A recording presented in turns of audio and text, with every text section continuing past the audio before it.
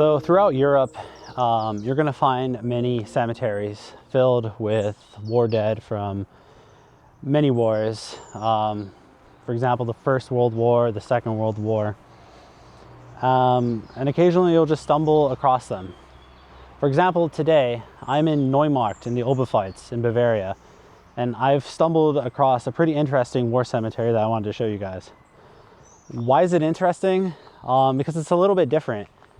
And that aspect being it's not filled with German fallen like you might expect for a war cemetery in Germany. No, it's filled with the foreign labor, the victims of the Nazi regime who were forced to work here and died here.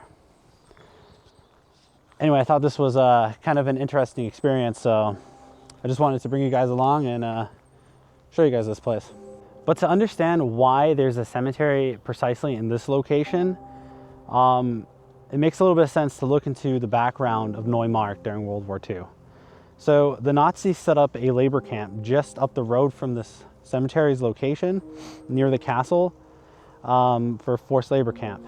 The workers were imported there to help boost the local economies, make local productive explosives, just tedious labor work, you name it, whatever they needed.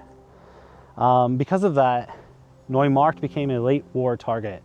So around the 23rd of February 1945, major air raids happened in Neumarkt that destroyed about 92% of the historic city. So that's just crazy to think about. 92% of the city lay in ruins. And unfortunately, among the dead during those air raids were obviously civilians, but also the foreign workers who were forced to be here.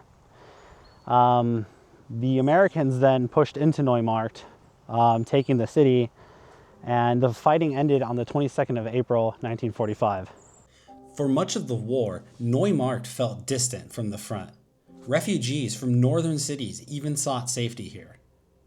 But south of town, there was an explosive works that produced what the regime needed for total war, such things as hand grenades and landmines. The American reconnaissance mapped out this area by August of 1944. And then, on the 23rd of February and the 11th of April 1945, Neumarkt was bombed.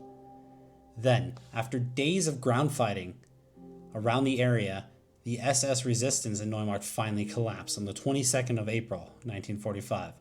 But unfortunately, by then, 92% of the historical city center of Neumarkt lay in ruins. So now I've switched locations. Behind me is the city of Neumarkt, but up on this hill is the nearby location of where that labor camp was, where many of the people who are buried in that cemetery worked.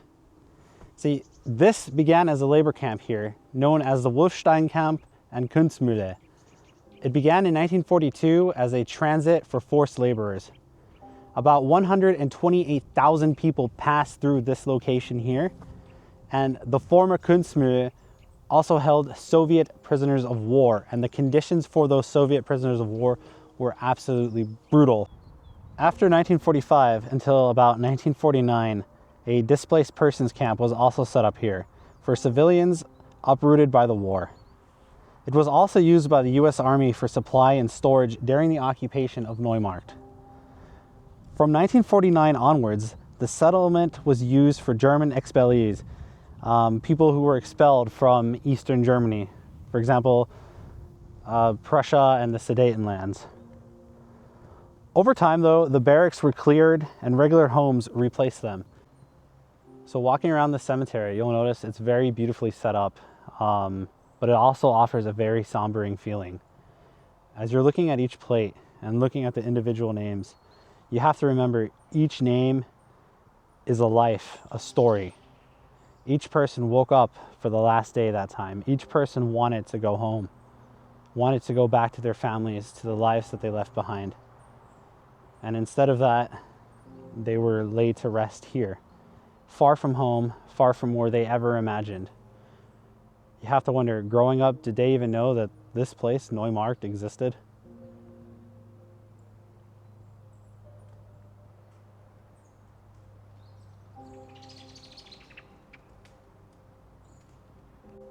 As I mentioned earlier, there's several different people from different countries buried here. And here we can see the example of some Romanians, some Yugoslavians, and here are the name of their dead. And I'm not going to begin to try to pronounce these names, but it's insane to see every person's name on here. It just goes to show you how much suffering occurred.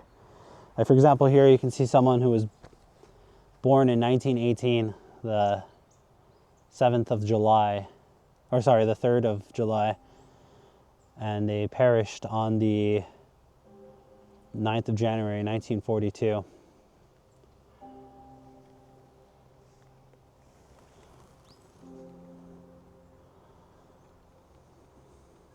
Here at the cemetery, it's peaceful here, but you can't forget, peace carries a warning.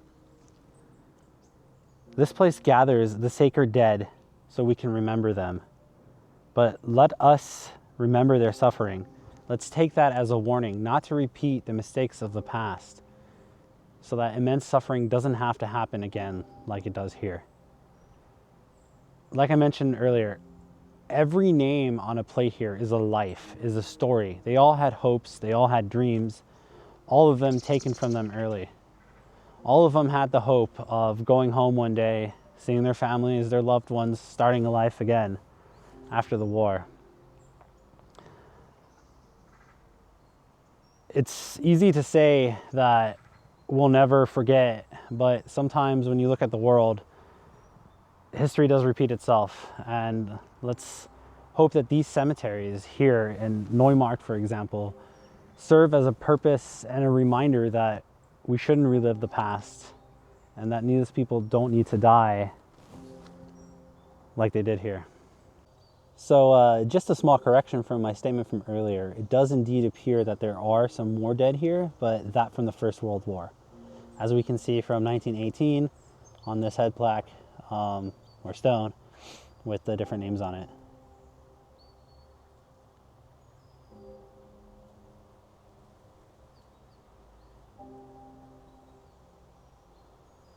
So as I was doing my research for this video, I came across three separate individuals who are buried in this cemetery.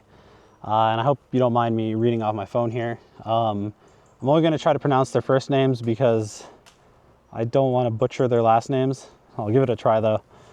The first one is a Soviet prisoner of war who was shot while escaping in January 1943. His name was Kirill Cherkassin.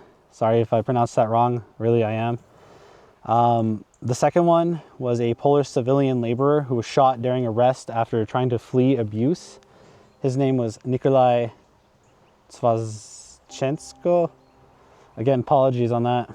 And the third one, this one's a little bit tragic as well. I mean, they all are, but his name was Josef Gregorkork.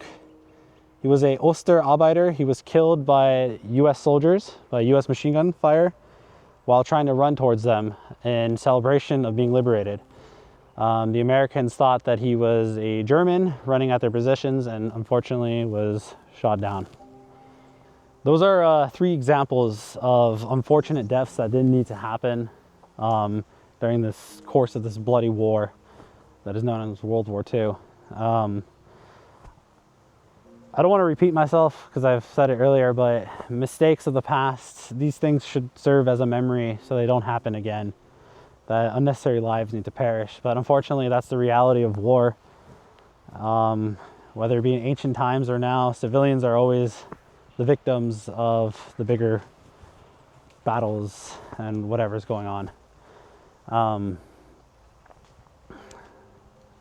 Wow, yeah, it's a bit different when you actually read the names off and you try to find them, which I wasn't able to because there's unfortunately a lot of names here that I can't read or pronounce. But I did try to find some of their graves on these plaques here. But it's just a different story when you actually read the name and hear a little bit of what happened to them. It's just no longer a name on the plaque. It's an individual. You just learned about their lives. And yeah, whenever I try to do a video on a cemetery like this, it has me coming out of here feeling a little bit depressed, sad. I mean, it's still cool. It's fascinating to experience this and, you know, be able to share this with you guys. And I thank you for watching, of course.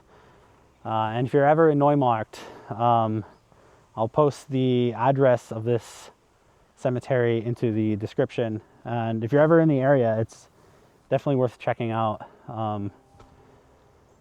Bring some time with, because it's definitely, you're going to want to look at all the plaques and all the different names from which different countries they came from, the different death dates. Here we have another example of World War I deaths, or at least the time frame of World War I deaths, 1915, 1918. And then it goes into 1942, 1944, 1945. All the way until 1947 with a Frey Emily who died on the 19th of May, 1947. And there's also 75 unknown people who are buried here. Unbekannte Tote.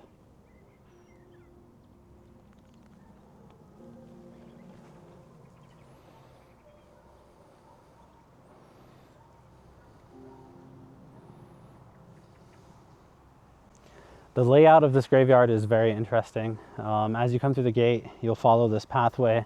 And as you're walking along the pathway of stone, to your left and to your right, you will see different plaques with multiple names from different years, ranging anywhere from World War I era, 1915, down to 1947, and just the different people who perished during that time.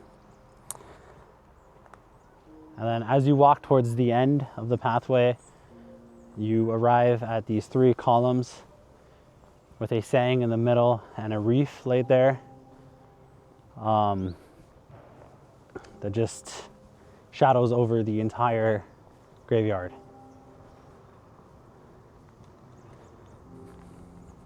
And that wraps up today's video about the war cemetery here in Neumarkt and a little bit about the history of the labor camp also here in Neumarkt.